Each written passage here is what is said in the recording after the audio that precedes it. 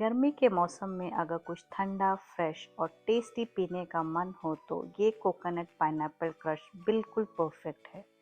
तो चलो शुरू करते हैं। सबसे पहले मैंने लिया है तकरीबन 1 बाउल भर के फ्रेश पाइनएप्पल के पीसेस, 1 टेबलस्पून चीनी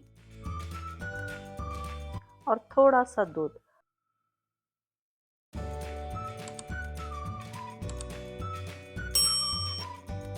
और अब सब कुछ अच्छी तरह से ब्लेंड कर लेंगे। अब उसी ब्लेंडर में हम डाल रहे हैं 2 से 3 स्पून वेनिला आइसक्रीम और 1 टेबलस्पून डेसिकेटेड कोकोनट, या फिर आप फ्रेश कोकोनट भी यूज़ कर सकते हैं।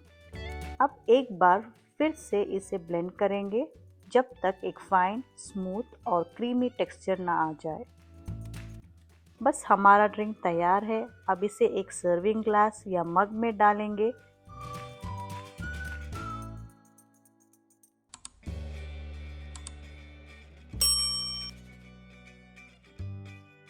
गार्निश करेंगे 2 स्कूप वेनिला आइसक्रीम, फिर 2 पाइनएप्पल स्टिक्स के साथ।